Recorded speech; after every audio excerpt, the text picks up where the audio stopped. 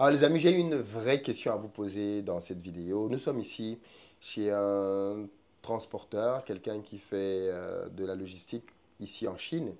Il faut savoir que l'un des gros challenges qu'on a quand on fait du business en Chine, c'est le transport de sa marchandise. OK?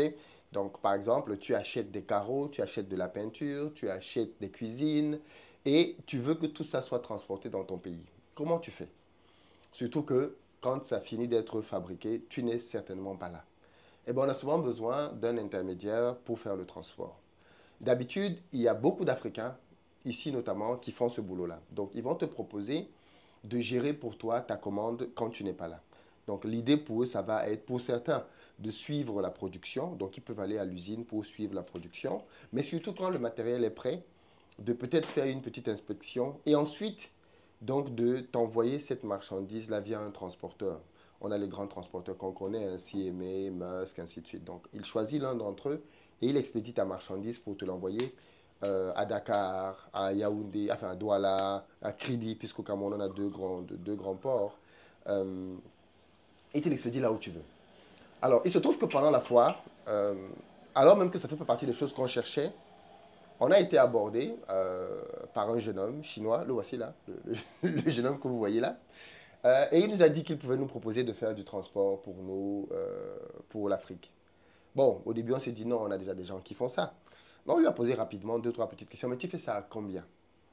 Et on a été très surpris des prix qu'il nous a annoncés.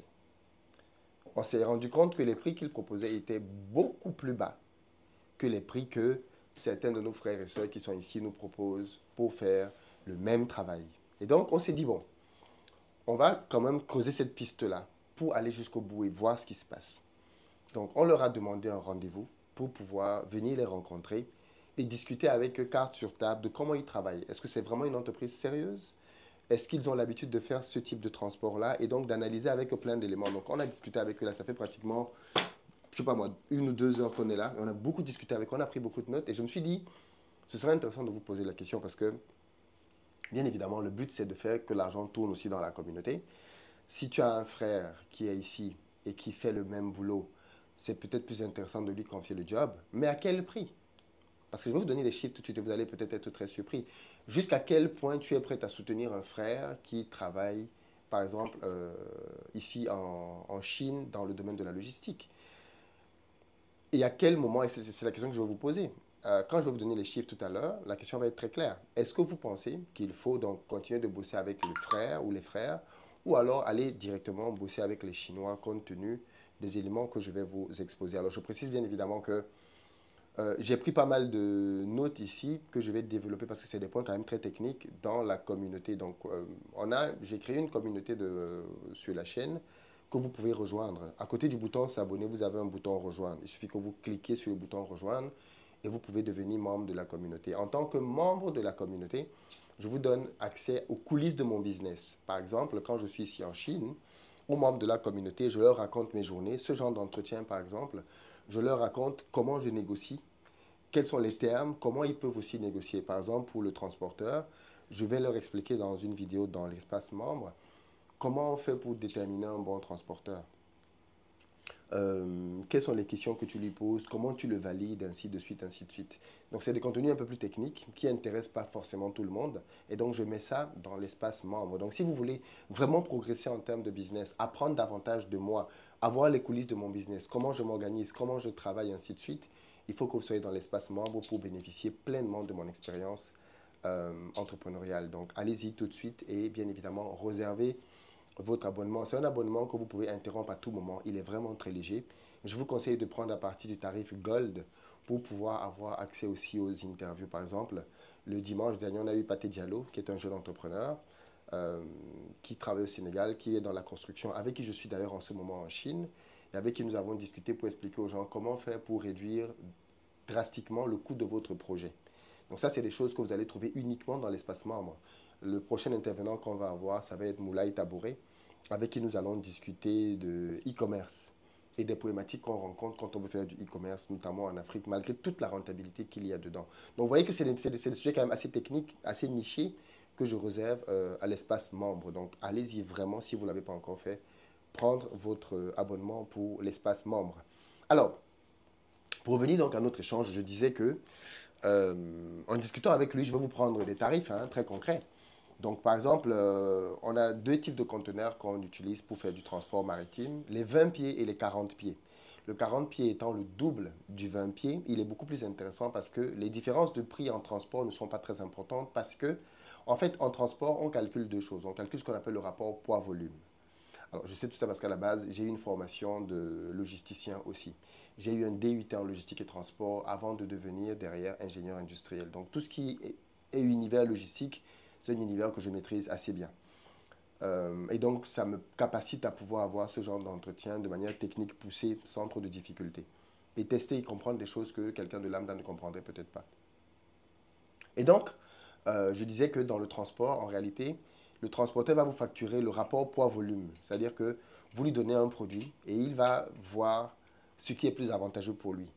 Est-ce qu'il vous facture le poids du produit parce que le poids est peut-être plus important ou alors est-ce qu'il vous facture le volume du produit? Donc, en transport, on parle du rapport poids-volume.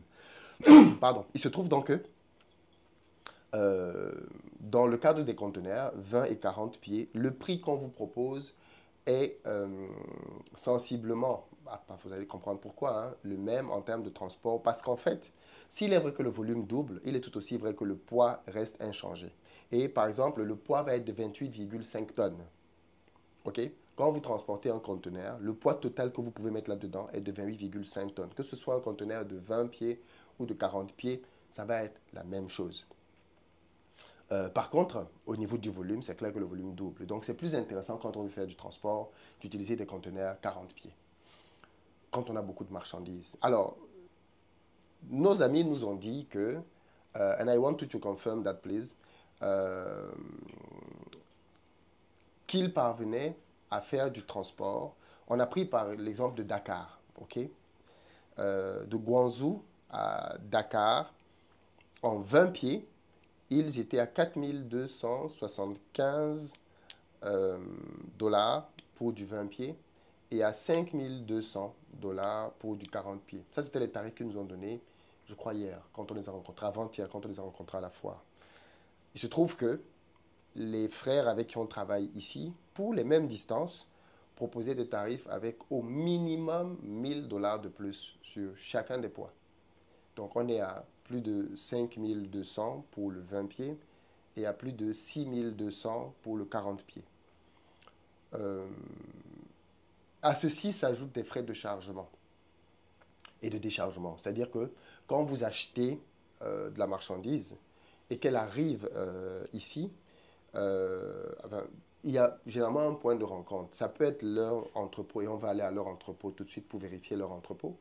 Ça peut être leur entrepôt, ça peut être plutôt à un lieu bien précis, là où le fournisseur rapporte la marchandise. Eux, ils viennent avec le conteneur. Ils déchargent donc la marchandise de chez le fournisseur et ils la chargent dans leur propre conteneur.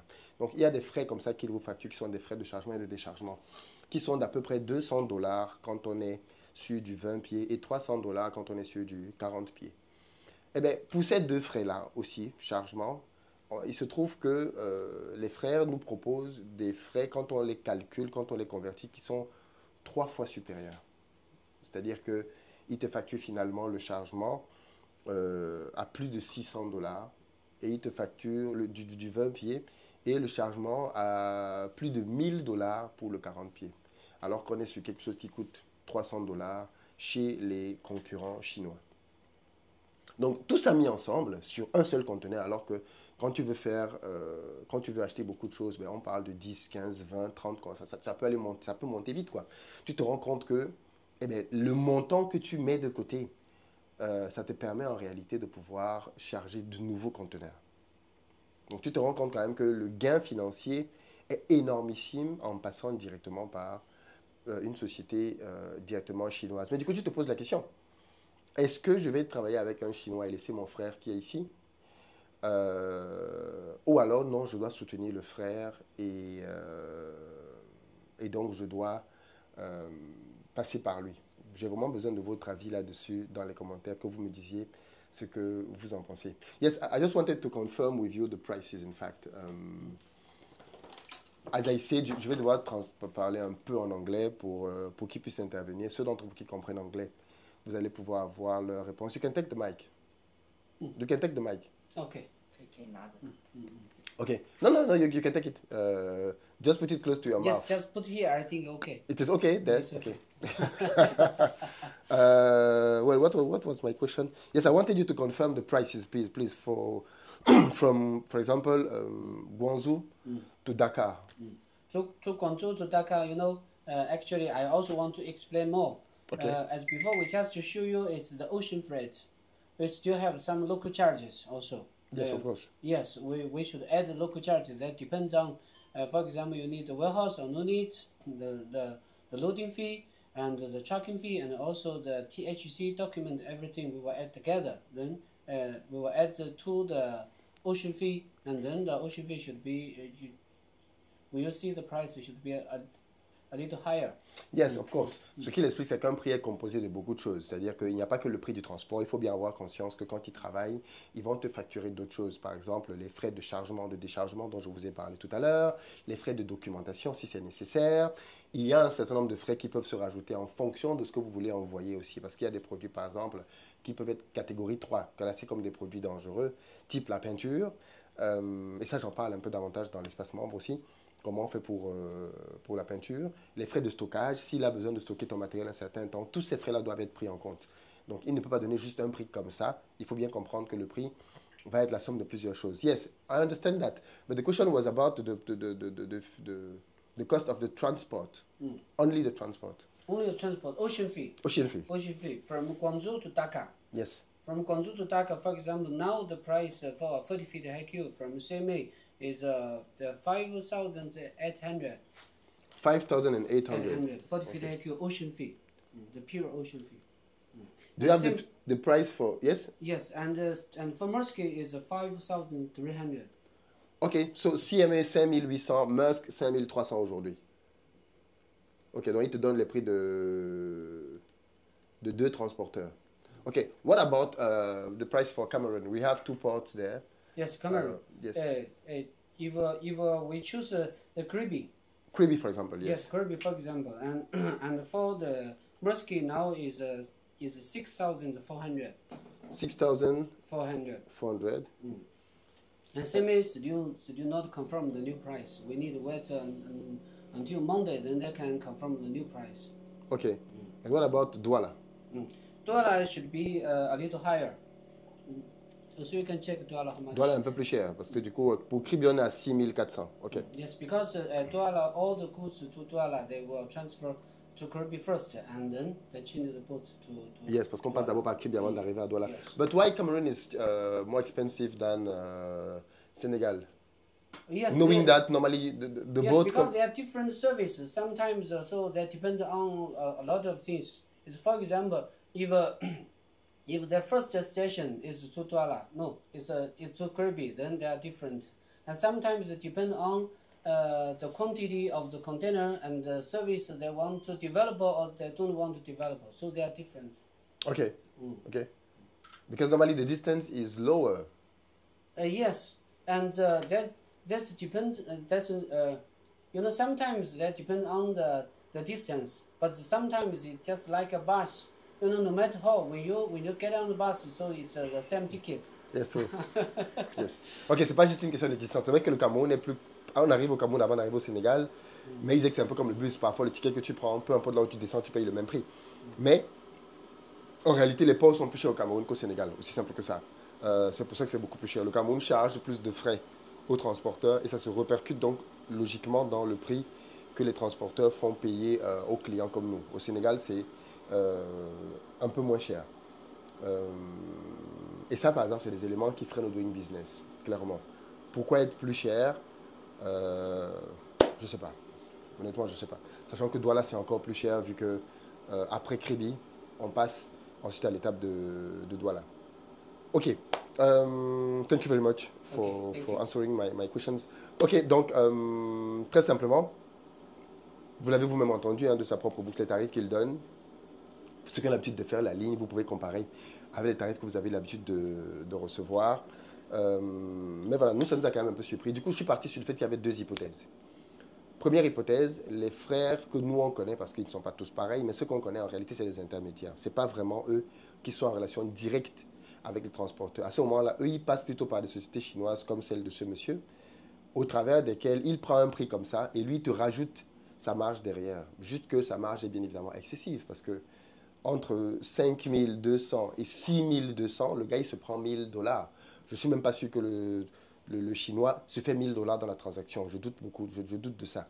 Or, l'intermédiaire va se prendre 1000 $ et il va encore se prendre 200, 300, 500 $ pour la partie des frais de transport. Donc, il va te charger beaucoup pour chacune des étapes qu'il va faire.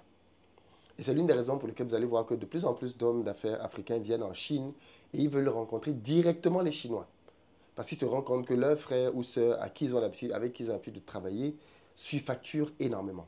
Ou alors, deuxième élément, soit ce ne sont pas des intermédiaires, ils ont réellement une vraie boîte, mais à ce moment-là, ils margent excessivement. En réalité, je pense que comme ils ne seront pas dans la même compétition, parce que par exemple, les fournisseurs chinois comme ça, ils ne sont pas dans la compétition avec nos frères, puisque nous, eux, ils sont dans la compétition avec les autres fournisseurs chinois et pour le reste du monde entier. Et donc, nous, nos frères, comme ils ne sont pas dans la même compétition qu'eux, qu'est-ce qui se passe? Ils sont dans une petite niche. Et bien, dans cette petite niche-là, je pense que comme ils sont dans une niche moins compétitive, eh bien, ils peuvent facturer beaucoup, beaucoup plus. Dans tous les cas, c'est ça la grosse question de cette vidéo. Est-ce qu'on continue à bosser avec les frères? Est-ce qu'on bascule avec des Chinois? C'est un vrai cas d'école, n'est-ce pas? Parce qu'il y a de l'argent, mais il y a d'autres choses derrière. On veut empower la communauté, mais jusqu'à quel prix? Jusqu'à quel prix? Qu'est-ce que vous auriez fait? J'ai hâte de vous lire à ce sujet, mais rendez-vous dans l'espace membre pour aller un peu plus loin. Parce que, comme je disais, je vous explique vraiment un peu plus comment faire pour pouvoir avoir accès à tout ceci. Alors, je précise bien évidemment pour ceux d'entre vous qui ne peuvent pas encore avoir accès à l'espace membre parce que ça n'apparaît pas dans votre pays. Nous sommes en train de chercher une solution et nous allons vous proposer très bientôt un système parallèle d'abonnement pour vous permettre quand même de pouvoir bénéficier de tout ceci. Allez, je ne vous en dis pas plus. Ciao.